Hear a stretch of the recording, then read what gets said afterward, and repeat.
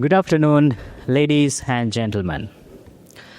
A warm welcome to all of you for today's high-level policy discussion organized by the Center for Banking Studies of Central Bank of Sri Lanka. Today's discussion comes at an important time for our region and even beyond on a very relevant topic. From access to impact, advancing inclusive and sustainable finance in emerging market economies. Today, for this discussion, we are honored to have with us Dr. Alfred Hannig, Chief Executive Officer of the Alliance for Financial Inclusion. Doctor, we warmly welcome you to Central Bank and for this event. This discussion will be chaired by Mr. Dilrukshini, Assistant Governor of Central Bank of Sri Lanka. So, to commence this discussion, may I respectfully invite Mr. Dilrukshini and Dr. Alfred Hannig to the stage. Thank you very much, Madam Assistant Governor, and thank you, Dr. Hannig. Before we commence, allow me briefly to introduce our respected discussants today. We have Dr. Alfred Hannig, who is the CEO of the Alliance for Financial Inclusion, the AFI, a global network of 90 policymaking and regulatory institutions from 84 countries dedicated to expanding safe and inclusive access to financial services for the world's unbanked. Dr. Hannig has been instrumental in growing AFI into a globally recognized platform for peer-to-peer knowledge sharing and policy innovation. He serves on the AFI Board of Directors and heads the AFI Management Unit, promoting financial inclusion as a key driver of economic stability and growth. Dr. Hannig holds a PhD in financial sector reform from Freie University of Berlin and has authored numerous publications on financial inclusion policy, regulatory frameworks, and microfinance. Next is our chair, Mrs. Dilrukshini, Assistant Governor of Central Bank of Sri Lanka. She brings in over 25 years of experience in central banking and currently oversees non-bank supervision, financial consumer relations and market conduct, financial inclusion initiatives, communications, and finance at the Central Bank of Sri Lanka. Her knowledge, multifaceted experience, and leadership makes her well suited to guide today's discussion. With that, let us begin. Madam Assistant Governor, may I kindly invite you to commence this discussion. Over to you, Madam. Thank you, Kushan.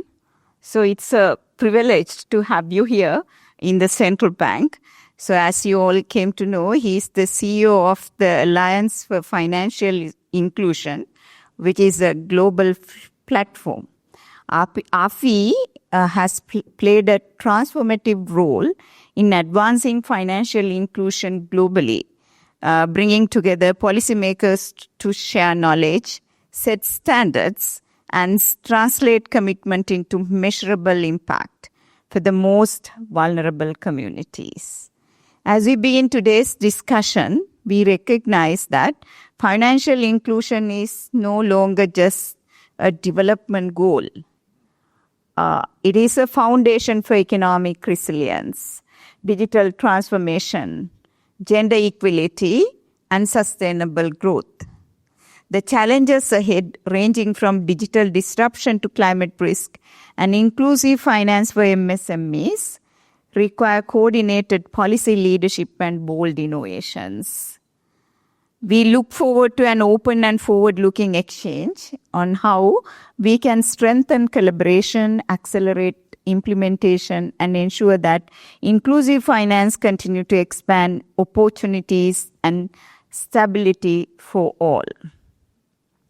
To open up, I think most of us, the central bankers here, they came to know that we are taking some initiatives with regard to financial inclusion or financial literacy, but they really don't know what AFI is. Since you are the chair, can you just explain what is AFI and how did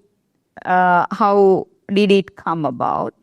What role has it been playing in the financial ecosystem?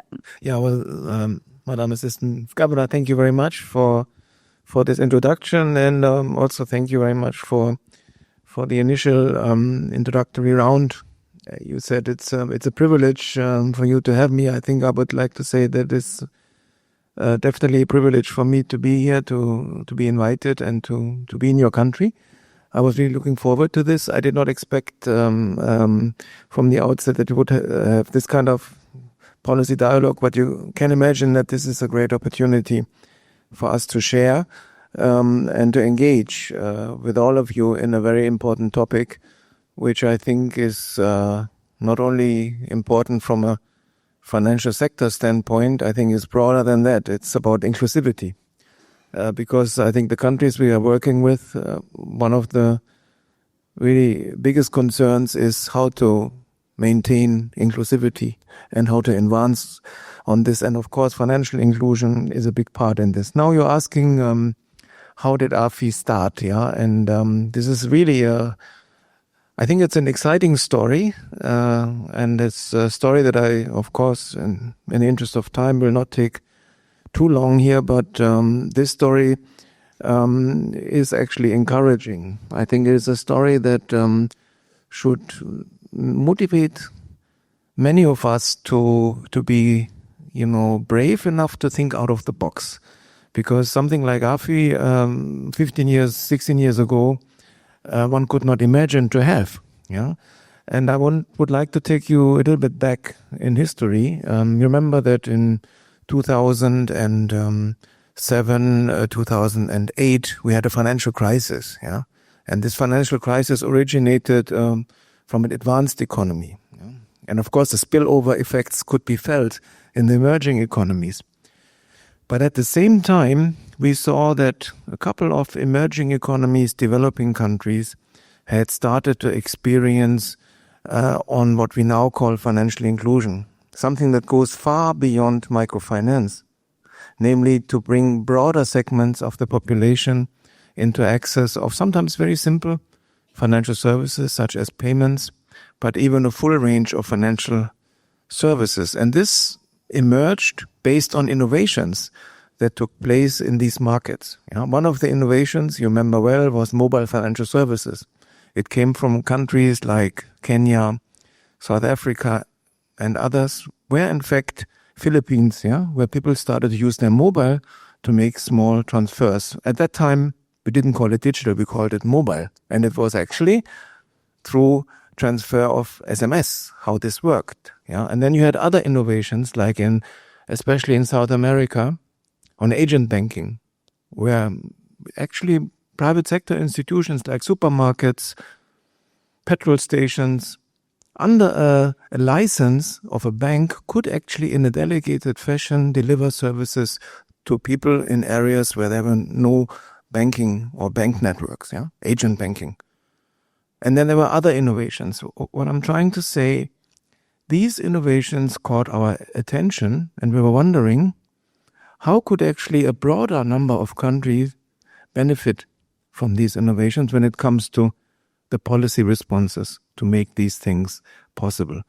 So that's actually the beginning of AFI, when we identified a gap in the global financial architecture for financial regulators where they could come together and learn from each other how to respond to financial innovations in a way that we expand access and usage of formal finance in a sound and safe manner. This was basically the beginning of AFI. And a few countries came together, shared the idea, and formed the beginning of a network. And of course, there was some funding needed. International funding came in.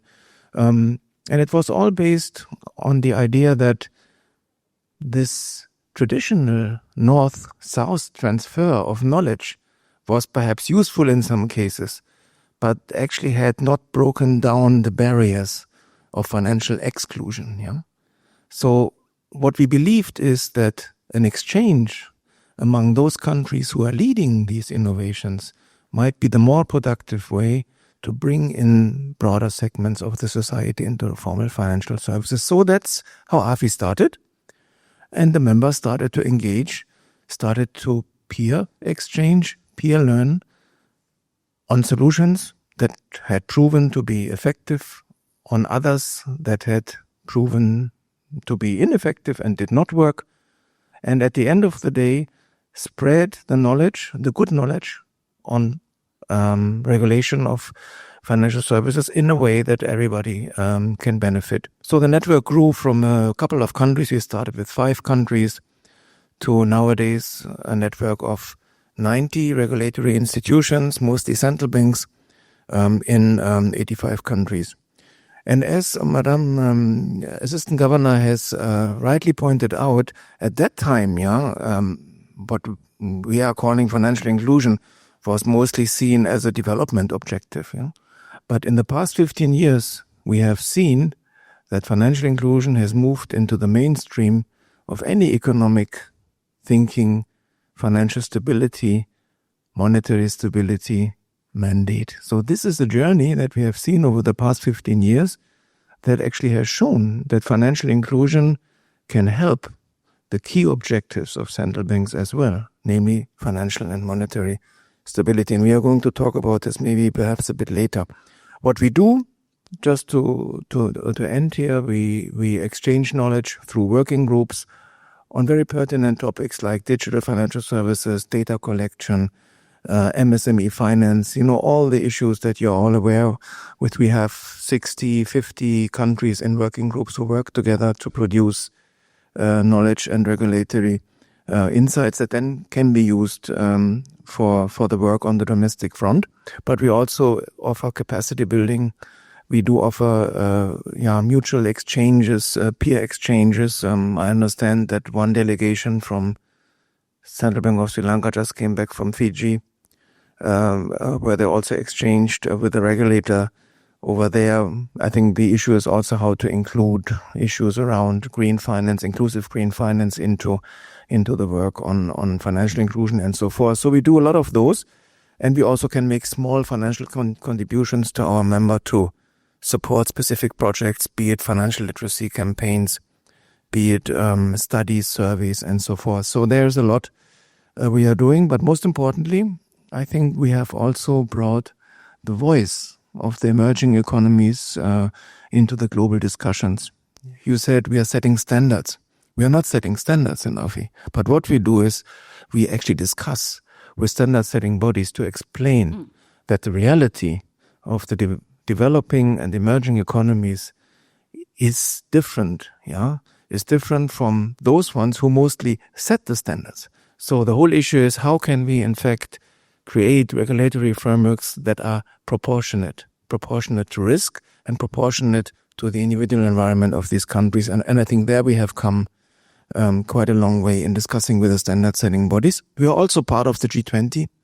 AFI is an implementing partner of the G20 Global Partnership for Financial Inclusion, where we bring in the knowledge from emerging economies to enrich the discussion and to make sure that policy recommendations take into account the realities of the countries we are working with. So this is basically, in short, how AFI emerged. Nowadays, it's an institution. It's no longer a project. It is based mainly in Malaysia, where we have our head office. It is interesting to note that it is owned by the developing and emerging countries.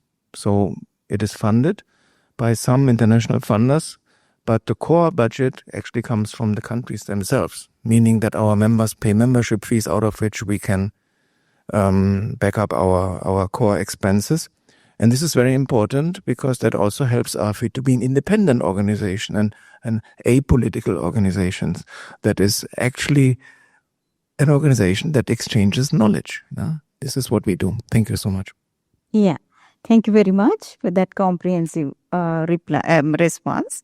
As you very rightly said, as long as financial consumers make right choices, rational choices, we as regulators, our job become easy. So when come to financial inclusion, I ask this question for the benefit of our audience. When come to financial inclusion, it's not only the financial literacy. So in inclusion, there are 4 pillars as we work on. So consumer protection, financial literacy, MSME financing, especially focusing on sustainability aspect. And then digital inclusion. In your answer, you said to make them more inclusive, you have to go on these digital platforms. So as the CEO of AFI, can you explain how do you see this integration between these pillars, and how do you assess the progress that these countries have made during the recent past? So basically 2 questions, integration plus the progress. Well, thanks very much. Let me maybe first talk about the progress and just give you a few data points. Some of them are quite familiar, but for the benefit of the whole audience, let me just perhaps repeat a few numbers, and then I come to the question on the integration. Now, what is in fact quite encouraging when you look at the numbers, I can say that it is 75% of adults in low and middle income countries nowadays have an account. And this represents an increase of 80% over the last decade. So this is quite remarkable. I mean, this is a global dimension, and that when you look at individuals, it means that we have increased from 2.5 billion adults with an account in 2011, to nowadays 4.5 billion adults, according to the latest Global Findex data. So this is quite a remarkable increase, and that represents nowadays in total 74% of the adult population. What we also have seen, and this is a big success, we have seen a narrowing down of the gender gap. When we started the counting, the gender gap was 8%. So the women were quite far behind the men. Nowadays, the gender gap actually has reduced or has halved, has reduced to 4%.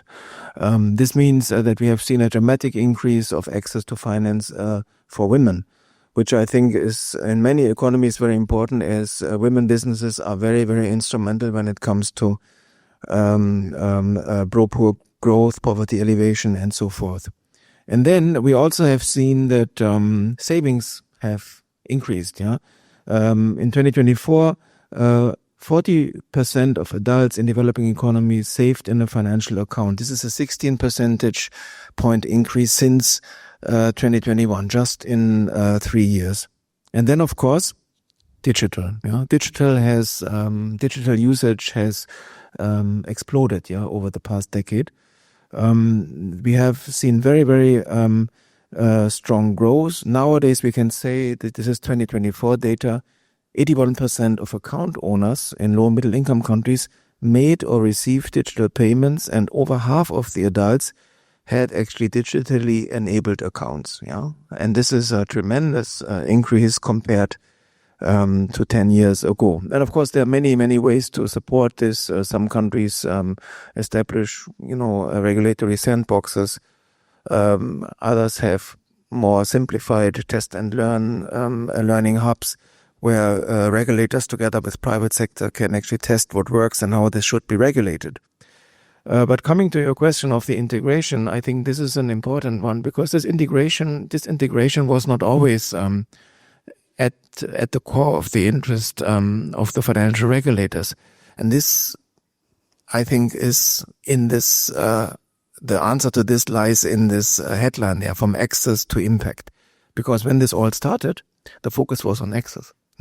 And the idea was to bring in as many people as possible into access to formal financial services. But as we moved along, it became very clear that the real progress is about usage and quality of financial services. And this is exactly when the demand side comes in. This is when we talk about financial capability of customers. This is when we talk about, do people actually understand financial services?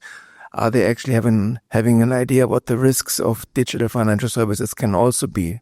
Perhaps, can it be over-indebtedness? Can it be irresponsible financial behavior? This is when we have to understand that some customers who are maybe not literate enough need to be protected, and we need a regulator to ensure that this protection can take place. So here we see an integration of literacy, protection, digital. And this is now, I think, the state of the art. What is happening in most of the countries where we are working, where the regulators take a very responsible approach in making sure that customers are literate, are well protected, and are using digital financial services responsibly. This is a clear trend, and I think this trend is moving forward. And when you look into the future, it is going to be even more important. And I'll tell you why. It is because we are nowadays talking about artificial intelligence and financial inclusion. There's a lot of positive talk about this, but there are also risks of technology. Yeah? What happens when people become too transparent? What happens when there is too much information out there? What about data privacy and these things? Yeah? People argue that open finance, open banking, open finance should move forward very fast, but it also comes with risks. So again, here we have to strike a balance to make sure that you can reap the benefits of technology and at the same time monitor the risks, keep the risks in check. And I think this is what you are hinting at with your question. The integration needs to work in a way that we can balance risks and benefits of digital financial services. Thank you. Thank you. Let me, out of that question, let me derive another question. Because we talk about the impact, Dr. Hannig. So in the morning we discuss of financial well-being. I mean, we were discussing of our mental well-being, but now AFI has come out of with the concept of financial well-being. For the benefit of the audience, is it possible for you to explain the term financial well-being? Yeah, sure. I mean, first of all, it's not that AFI came out with it. That would be too much credit. I think it's a discussion that around the term financial health or well-being, I mean, it is used, alternately. This term was actually cultivated in the past 1.5 years, specifically under the G20 presidency of Brazil, when financial health and well-being was moved forward. It actually relates to what happens on the level of the final end user of a financial services. Yeah.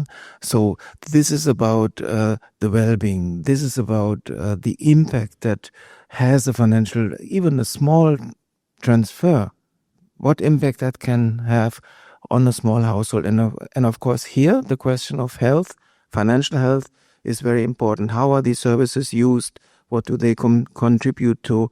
What kind of economic impact does it have? Is there a betterment of the situation? So it is really putting the impact into the focus.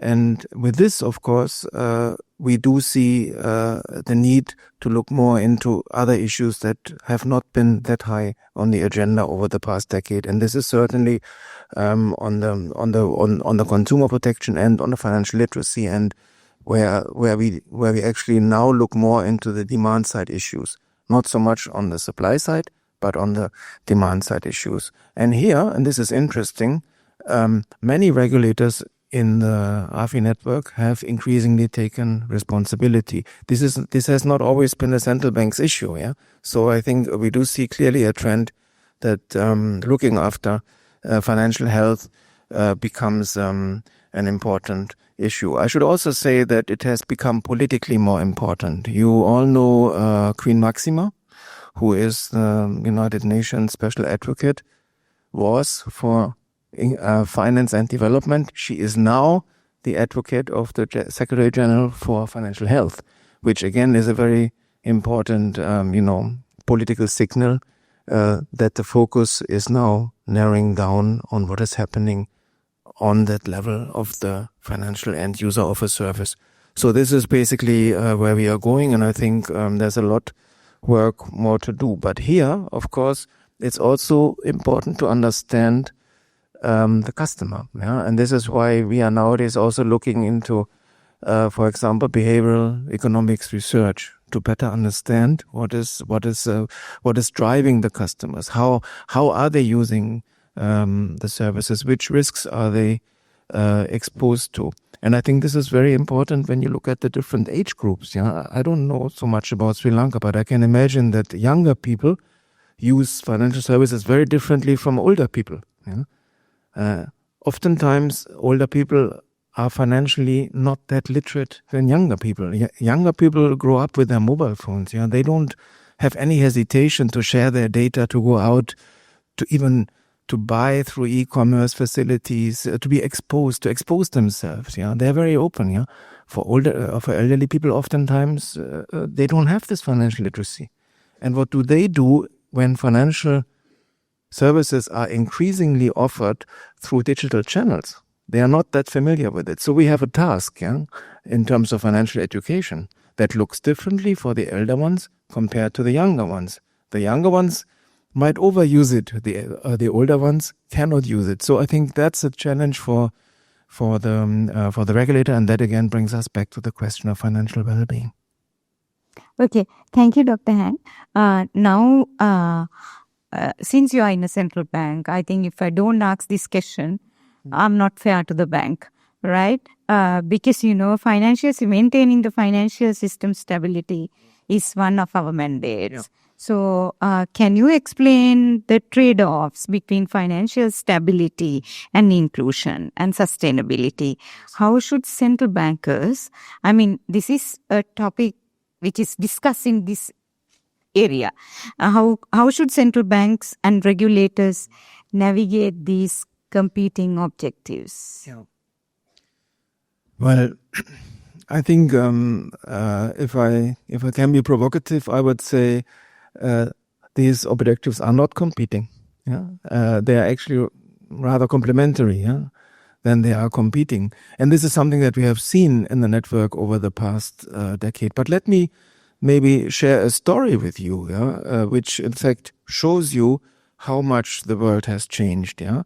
When AFI was started, I told you just in the opening that this was just after the time of the financial crisis, 2008. Yeah. So when I was in Washington, D.C., sitting with, for example, representatives of the World Bank, they would ask me, how can you drive an initiative for financial inclusion when the world is just now suffering from too much inclusion, meaning actually the consequences, of the financial crisis, too much inclusion, and that actually led us to the insight that financial crisis is actually an opportunity to show that financial inclusion can in fact underpin the key objectives of a central bank, especially financial stability, but also, as we will see later, monetary stability. And this narrative has taken a lot of discussion in the past decade in the AFI network, that financial inclusion supports the stability objectives. It's very simple. When you look at,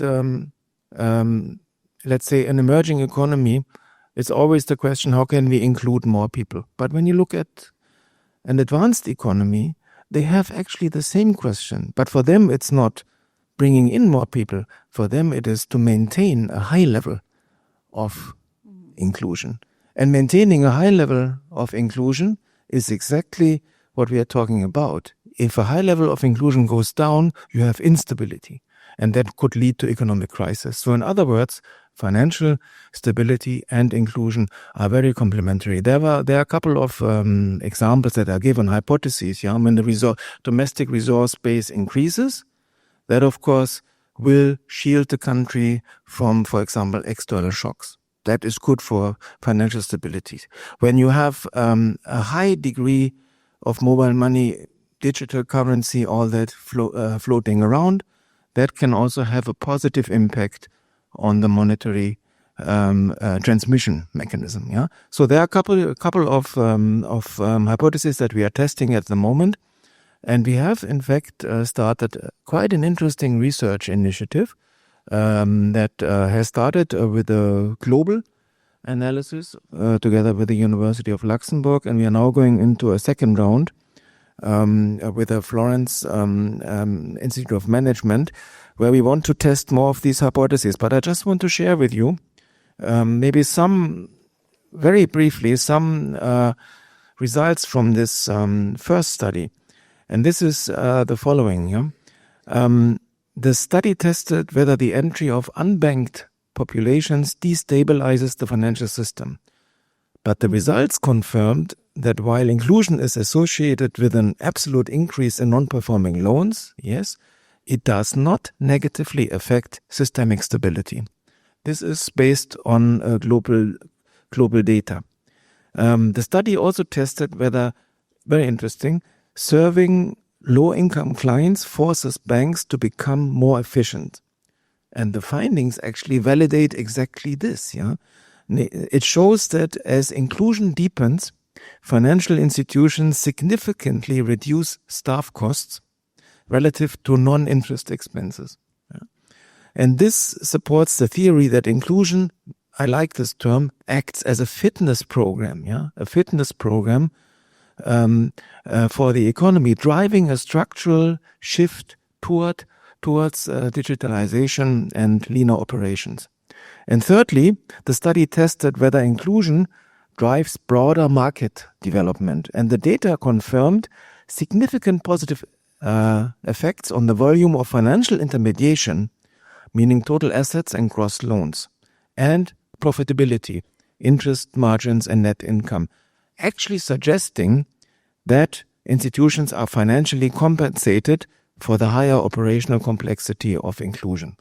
So these are some early results that in fact underscore the statement that inclusion and stability is complementary, but we are now entering a second round where we want to test this more on the country level, and ideally, and this is maybe something that's also interesting for Sri Lanka, ideally we would like to come up from the research with a data set from some members that are already experimenting on this, upgrade this into a data set that can be used in a harmonized manner across the AFI network so that all our members can look into the complementarity of inclusion and stability. This ultimately would help us to strengthen the narrative with solid data. That's the idea. So thank you. Thank you very much for that comprehensive answer. Because, going forward, the research, findings of research need to be used in policy formulation, that we all know. But then again, because as you said, after the crisis, especially financial crisis, the central bank started playing a pivotal role in financial inclusion, promoting financial inclusion. So as the CEO, what is your view on the role of the central bank? Especially this became a statutory duty for the Central Bank of Sri Lanka with the enactment of the new Central Bank Act. So when come to region or in the global scale, what is your understanding on the progress that the central banks have made and how this role has evolved?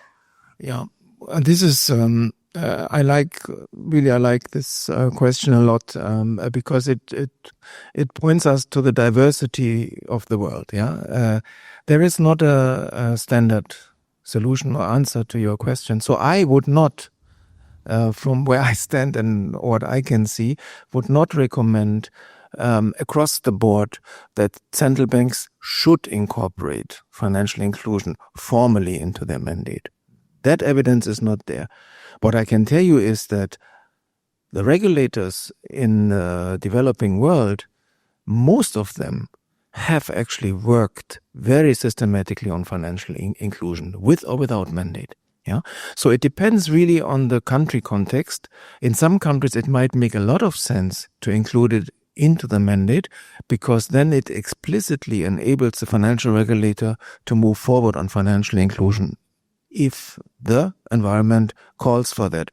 I have seen other situations where, the regulator would even avoid to incorporate it too explicitly into the mandate because it might even lead to political influence, in some situations, when, for example, The governments could come and say, hey, what are you doing on financial inclusion? It's in your mandate. And they come with a development perspective and not with a stability perspective. So there are risks, that some of the members also see. Across the board, very clearly, financial inclusion is a top priority for most of our members.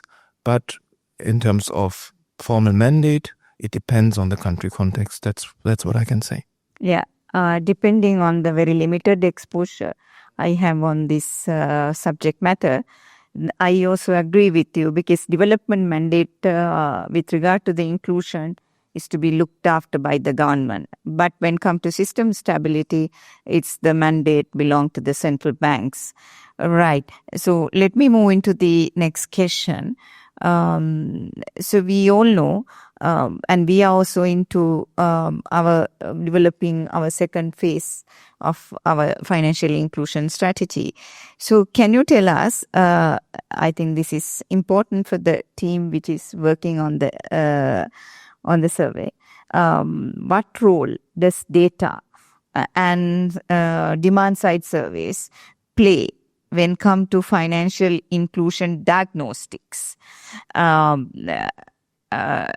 in shaping effective evidence-based policy decisions? What is your experience with other countries globally? Yeah, I mean, what we see from other countries is that we do see across the board a strong increase of efforts in designing demand side surveys, implementing demand side surveys to inform policy making. But as you all know, I think you know this yourself, it's costly. Demand side surveys are extremely costly, so you can't afford these surveys too often. So you need actually to perhaps link it with the beginning of a NFIS, and then maybe later on, after 5 years, you do a second one. So the experience is that the countries do it, they don't do it too often. That's why I think it is also important to complement it with the supply side data as well. And I think there you have several efforts. I mean, you have financial access survey from the IMF looking into this. There are other data calls that our members get. But supply side data is also very important. So I think it is a combination that one would need in order to back up or to inform the NFIS. But I think in the NFIS, in the National Financial Inclusion Strategy, we talked about this as well. This is also not a one-man or a one-woman show. I think it has to be driven by the complex national context. So there are various stakeholders who are actually responsible to drive a national financial inclusion strategy, because the regulator cannot do it all. I mean, there are so many other. I mean, let me just take this example of data protection. The central bank is not responsible for data protection. There's another entity, a government authority, who is looking after risks of, breaking data privacy and these things, or regulation of telecommunication operators. It's another regulatory domain. So there are so many. Or financial literacy. I can't imagine that, who is looking after universities, who is looking after, financial education in primary schools, must be Ministry for Education, obviously. So there are so many players that need to come together and work together. It can be led by the central bank, but the collaboration is key. And then, of course, you need the data to back this up. Madam Assistant Governor, let me say one thing. When we worked on all these issues, like, let's say 20 years ago, we did not work with the national financial inclusion strategies. Central bankers came out with regulatory changes or reforms, oftentimes without the necessary database. There was an assumption, for example, that microfinance is important, so they might have come out with microfinance regulations. But it was an assumption that there's demand for these services, because perhaps the international discussion suggested that there is demand. But was it really backed up by the data that would also enable you later to do monitoring of results based on that baseline? It was not. That's why I think what you're saying, creating the database and monitoring the database, is extremely important under the NFIS context. Okay, thank you very much. Now, there's another burning question from me. Digital financial services that have enabled to enhance the access. So access matters. And meanwhile, new risks inherent to the technology also have emerged. And we as regulators, we are dealing with these issues on day-to-day basis. How can regulators strike the right balance between enabling innovation and protecting consumers? Yeah, no, I mean, we touched upon it very lightly before.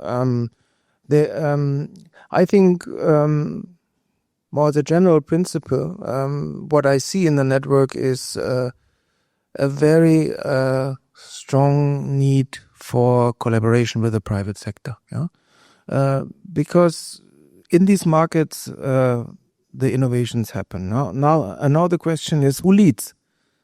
Is it the market or is it the regulator? I would say the market leads with innovations, but the regulator normally is the one trying to grapple with all these innovations and to understand what's happening out there in order then to, in fact, craft regulatory responses, for example, for digital innovation. So I think finding ways to engage with the private sector is key to provide the level playing field, obviously, that is needed to allow for safe and sound digital financial services. And I think we have seen this in the past. There are various ways to do that. Yeah, I mean, the most regulated one is perhaps the regulatory sandbox. In many countries, this would need also a legal base. Yeah, so it can take time and it can be quite formal. But some countries, like for example the Philippines, have operated with lighter versions of that test and learn, environments with different partners, of course, in a protected environment, so there's no systemic impact, but in a lighter way, engage with the private sector. So I think it's very important to, and I'm sure you're doing this in Sri Lanka as well, to engage with the private sector. We at AFI, we have established a public-private dialogue platform where we bring regulators globally together with some of the big private sector providers, including the payment platforms like Visa, MasterCard, and others, where regulators actually can openly discuss risks of technology, and of course also ways to remedy risks of technology. For example, cybersecurity risks. So these are the ways that we see strengthening the dialogue. There are various ways to do that. Basically, it is always about proportionate responses, to these innovations. You don't want to spill the baby with the bath, but of course you want to have a sound, response to any innovation out there. And this has proven to be quite successful across the board, globally, regionally, and nationally. Okay, thank you. Now, since there are stakeholders who are working with us on implementing this national financial inclusion strategy, it's my duty to give them some opportunity to raise questions if they have. But before I close, let me ask you, what is your final thought? Because we are aggressively into this implementing the inclusion strategy for Sri Lanka. What is your final remark? Or as a very experienced person in the field, what is your final advice to the central bank? Well, my advice to the central bank, if I may, or even, to the country, I would, in the current context, because we have not talked about this, the current global context is in fact not an easy one for your work, because inclusivity, has come under pressure, equality has come under pressure. So many of the very noble objectives that we are following are currently under pressure. And I think it is important that countries like Sri Lanka engage with other countries, bring everybody around the table and make sure that this inclusion agenda can be pursued in the future as well. There are a couple of signals in this, what people call the geopolitical environment, that in fact make our work at the moment very, very difficult. But I can tell you from our experience that So many countries in the AFI network, when we spoke to them, be it at the spring meeting, we have side meetings or regional meetings. Recently, I had a meeting in Luxembourg with 13 governors and deputy governors from the AFI network, and they all confirm we want to maintain what we have been doing in the past decade. And this is the achievements on gender inclusive finance. This is the achievements when we look after, disadvantaged groups, people with disabilities, the younger ones, the older ones. As I said, gender financial inclusion, migrants, and their access to financial services. All this, leaving no one behind, must stay high on the agenda. And therefore, I think I would encourage you to maintain this agenda, because you're not alone in it. And even when you see that some of the international partners are changing currently their strategies, there's even a reduction of international aid that we also see in this space, then it is time also to mobilize own resources to maintain this, because I think the reality of the countries we are working with is such that inclusivity is key for stability. And, I always like, if I may, this would be my final for you in this part of the discussion. I really loved the statement from the governor of Bank of Morocco.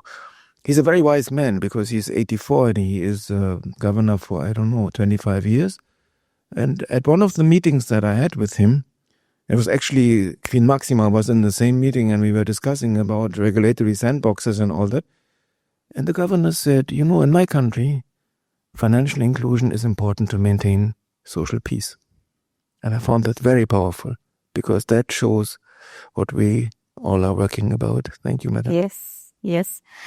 So one last question. I understand that international collaboration is very important. What about the collaboration among internal stakeholders? Because this is not an initiative that the central bank can push forward alone. What is your final thought on that? Yeah, well, I touched upon it briefly. I think what we have seen, I don't know, Nangzi, but I think we have around almost 70 countries in AFI network that have embarked on national financial inclusion strategy. It's a very high number, yeah. But those ones who are very successful have benefited from an extremely smooth collaboration among the stakeholders, yeah. So it's an important element in all this. It can't go without it. As I said, in some cases, many cases, in fact, central banks are leading these national projects, if you like, as be it a task force or through a secretariat or any other legal or formal format. But it is important that everybody comes together and pulls into the same direction. And some of the actors I have mentioned earlier, but there are so many others that are needed. Also, for example, I can imagine if you have a National Institute of Statistics and Data Collection, also important to bring them on board. Any other player, government authority, and of course the private sector, because the private sector sees business, in financial inclusion, and of course we want to create a conducive environment where these business opportunities can also be reaped. So I think it's important to conceptualize the NFIS always in view of the fact that this must be underpinned by a solid collaboration and coordination mechanism nationally that can actually lead to success. Otherwise, I think it will be very difficult. And this is also what the experience shows us. Okay, thank you, Dr. Hannig. And I think we can accommodate few questions from the forum. Thank you so much. Dr. Alfred, it has been a pleasure listening to you throughout the day today. And welcome to Sri Lanka once again. So my question is, actually, you had mentioned about the differences in demographics and how they can have an impact on financial inclusion. So in Sri Lanka, of course, we have an aging population. It's one of our structural issues and something that we will not be able to recover from. But at the same time, we also have a demographic window in some senses. So we have the benefits of a large working age population, but also an aging population. So based on your experience across different countries, how do you manage especially advancement of digital payments, considering that both of these demographics have different challenges, which you also rightly highlighted? Balance this with our financial stability mandate. So the fact that we are pushing for digitalization in terms of financial inclusion, but balancing the population differences and maintaining financial system stability. Thank you. Yeah, well, thank you. This is $100 million question, or maybe even $100 million answer if I had it, yeah? Then you maybe could go home and relax because you would have done your job, obviously, if the answer is that simple. I think basically what I would like to respond more like a gut feeling is, you see, if you drive for digital financial inclusion, at the same time, you need to think about the demand side aspects as well. Yeah, I remember, the discussion around 2017, 2018, when there's a very strong pressure on actually creating access to simple digital services. Yeah, and it was very successful. We had billions of new accounts. Yeah, for example, in India, you had hundreds of millions of new accounts. But then it turned out that many of these accounts were dormant, yeah, and were not used, because they were created, but they were not used. They were not filled with life, yeah. So in other words, when you drive for inclusion, I think at the same time you would have to educate the users. And here the problem comes that you are saying, yeah, because you have younger people, very digitally, very educated, yeah, very familiar, yeah. Some of them, they live with their devices, yeah. And the older ones, of course, are digitally not so literate. So I have seen Bangladesh, we saw it, with my colleague Nangzi, we saw very good examples when they have facilitators who go to the villages and sit in a circle with elderly people and explain, verbally the use of financial services, yeah. But for the younger ones, you can apply actually fintech solutions for digital literacy. It's a very complete different thing. So you see there is a wide range of activities that are needed to back up digital inclusion with education, financial capability, and so forth. And then, of course, don't lose sight of the consumer protection side. Yeah, I mean, transparency, in the market is nothing that comes automatically. Yeah? You have to work on it. You have to make sure that people understand the different conditions. Yeah, that financial providers may offer. How fair is it? Is it all? Do they just talk about interest in nominal terms? Are they talking about real terms? I mean, all this, of course, has to. I mean, transparency on pricing. Yeah, on features of the products. All this, I think, has to be taken into account when you go digital. So we are no longer in this area or in this era when we were just pushing access to produce numbers. Nowadays, we look into usage and quality, and that is more ambitious. Okay, thank you for that answer, Dr. Heng. There's another question. Yeah. Thank you, Dr. Hannig and the Assistant Governor, for the interesting discussion. One question I want to ask on the financial well-being, because this is a sort of a new topic, and then AFI is also pioneering that. And how, two questions, how you define financial well-being in AFI, and whether AFI will provide the technical assistance and the know-how, the knowledge to the developing and the transitional countries to develop this concept of financial well-being and to measure this. Thank you. Well, okay, the last one I can, a couple of questions. I mean, the last one on the measurement, is currently being explored. I mean, AFI, through the working group, is doing something, but international organizations are also trying to break down the definition of financial well-being also into measurement and indicators. And this is work that is in progress. Is a very early stage. The definition of the financial well-being or health is really how the services are used on the end user's level. And I think you can find the exact definition on the net. It's actually a definition given by the G20, GPFI, that has been mostly driven by the Brazilian G20 presidency. where you see the various elements of this. But it has a lot to do with really the usage of the services, the complexity of the services, the transparency of what the people see and all that. And that, of course, leads to financial health. But I think Madam Assistant Governor also made the point on mental health.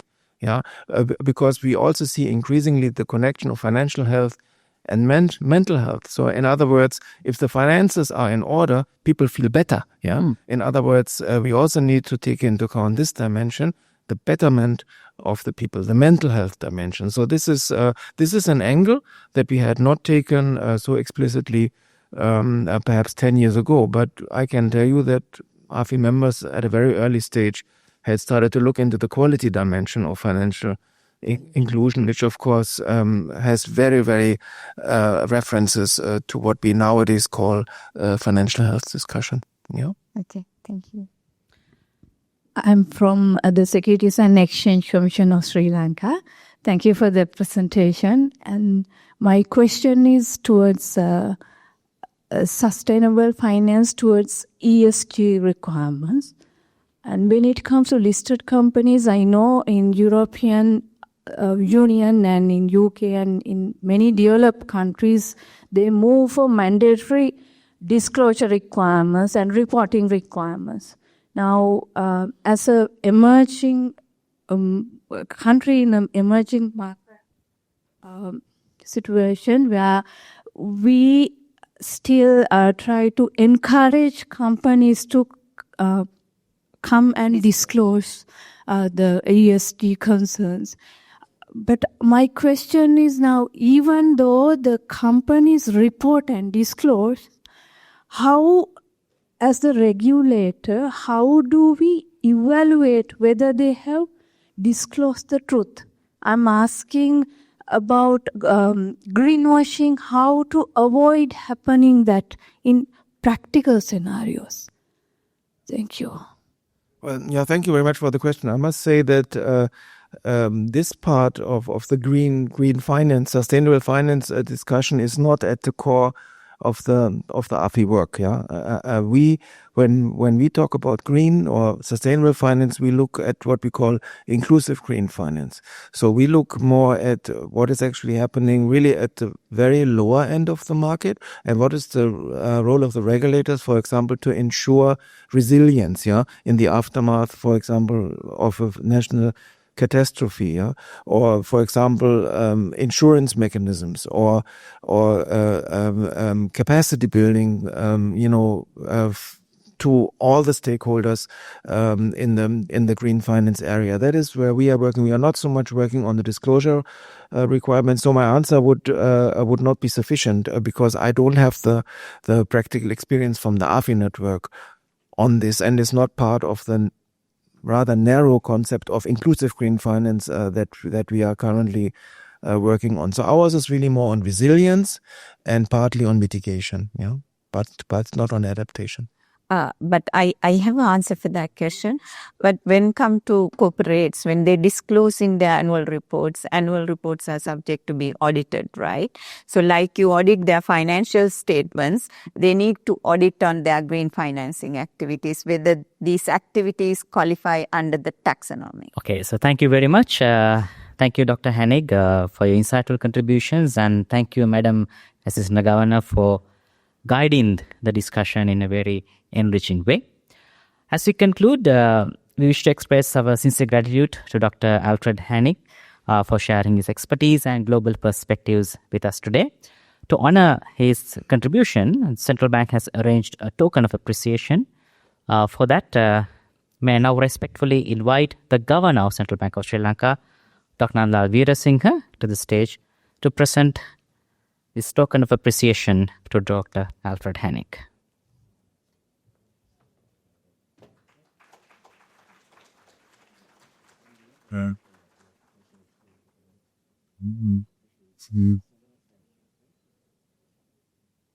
Thank you very much, Governor.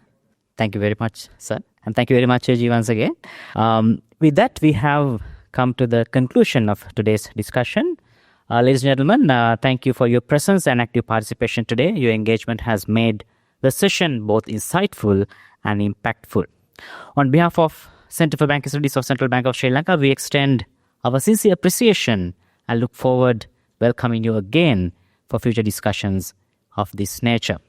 Before leaving, we invite you to join us for refreshments in the lobby, where there will be an opportunity to continue your discussions and build some network with fellow participants. Thank you once again, and we wish you a pleasant and enjoyable evening. Thank you.